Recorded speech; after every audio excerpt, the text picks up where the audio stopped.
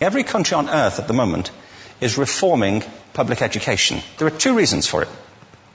The first of them is economic. People are trying to work out, how do we educate our children to take their place in the economies of the 21st century? How do we do that, given that we can't anticipate what the economy will look like at the end of next week, as the recent turmoil is demonstrating? How do we do that? The second, though, is cultural. Every country on earth is trying to figure out, how do we educate our children so they have a sense of cultural identity and so that we can pass on the cultural genes of our communities while being part of the process of globalization. How do we square that circle? The problem is they're trying to meet the future by doing what they did in the past. And on the way, they're alienating millions of kids who don't see any purpose in going to school. When we went to school, we were kept there with a story, which was if you worked hard and did well and got a college degree, you would have a job. Our kids don't believe that. And they're right not to, by the way. You're better having a degree than not, but it's not a guarantee anymore. And particularly not if the route to it marginalizes most of the things that you think are important about yourself. Some people say we have to raise standards as if this is a breakthrough. You know, like, really, yes, we should. Why would you lower them? You know, I mean, I haven't come across an argument that persuades me of lowering them. But raising them, of course we should raise them. The problem is that the current system of education was designed and conceived and structured for a different age. It was conceived in the intellectual culture of the Enlightenment and in the economic circumstances of the Industrial Revolution.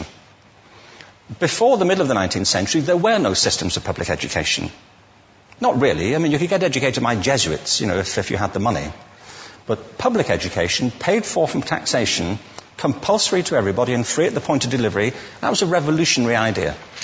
And many people objected to it. They said it's not possible for many street kids, working class children, to benefit from public education. They're incapable of learning to read and write, and why are we spending time on this?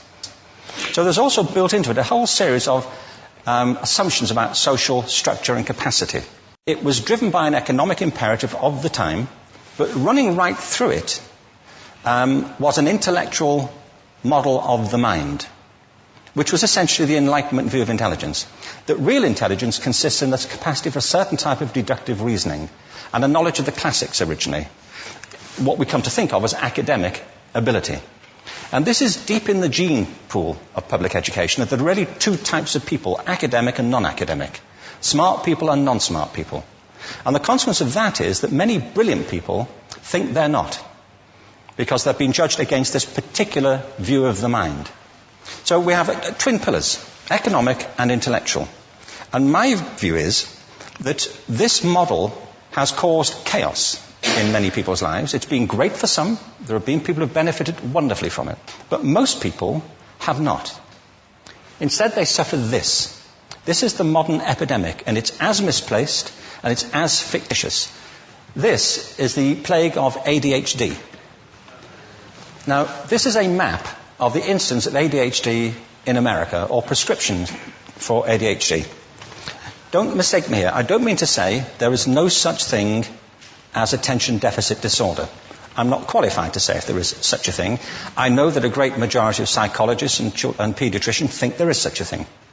But it's still a matter of debate.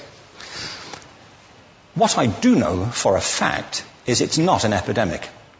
These kids are being medicated as routinely as we had our tonsils taken out. And on the same whimsical basis, and for the same reason, medical fashion. Our children are living in the most intensely stimulating period in the history of the earth. They're being besieged with information and calls for their attention from every platform, computers, from iPhones, from advertising holdings, from hundreds of television channels. And we're penalizing them now for getting distracted. From what? You know, boring stuff. At school, for the most part. It seems to me it's not a coincidence totally that the incidence of ADHD has risen in parallel with the growth of standardized testing. Now, these kids are being given Ritalin and Adderall and all manner of things, often quite dangerous drugs, to get them focused and calm them down. But according to this, attention deficit disorder increases as you travel east across the country. People start losing interest in Oklahoma.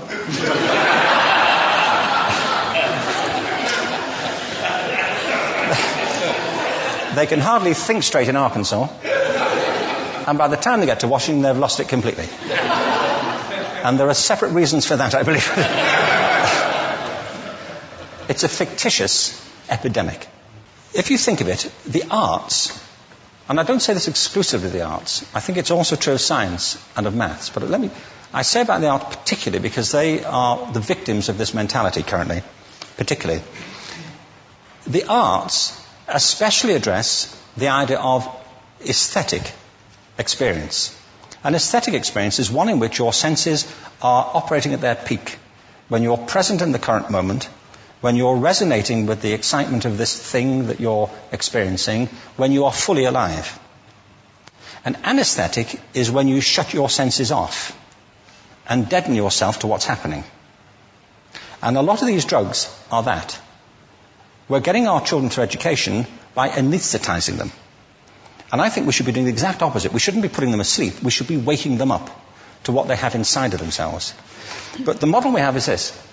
I believe we have a system of education that is modeled on the interests of industrialism and in the image of it. I'll give you a couple of examples. Schools are still pretty much organized on factory lines, ringing bells, separate facilities, specialized into separate subjects. We still educate children by batches. We put them through the system by age group. Why do we do that? Why is there this assumption that the most important thing kids have in common is how old they are? It's like the most important thing about them is their date of manufacture. You know what I mean? Well, I know kids who are much better than other kids at the same age in different disciplines, or at different times of the day, or better in smaller groups than in large groups, or sometimes they want to be on their own. If you're interested in the model of learning, you don't start from this production line mentality. It's essentially about conformity, and increasingly it's about that as you look at the growth of standardized testing and standardized curricula. And it's about standardization. I believe we've got to go in the exact opposite direction. That's what I mean about changing the paradigm. There was a great study done recently of divergent thinking. Published a couple of years ago. Divergent thinking isn't the same thing as creativity. I define creativity as the process of having original ideas that have value. Divergent thinking isn't a synonym, but it's an essential capacity for creativity. It's the ability to see lots of possible answers to a question, lots of possible ways of interpreting a question, to think what Edward de Bono would probably call laterally, to think not just in linear or convergent ways, to see multiple answers, not one. So, there are tests for this. One kind of cod example would be, people might be asked to say, how many uses can you think of for a paperclip? One of those routine questions. Most people might come up with 10 or 15. People who are good at this might come up with 200. And they do that by saying, well, could the paperclip be 200 foot tall and be made out of foam rubber? Does it have to be a paperclip as we know it, Jim? Now, there are tests for this, and they gave them to 1,500 people. This is in a book called Breakpoint and Beyond. And on the protocol of the test, if you scored above a certain level, you'd be considered to be a genius at divergent thinking. Okay? So my question to you is, what percentage of the people tested, of the 1,500, scored at genius level for divergent thinking?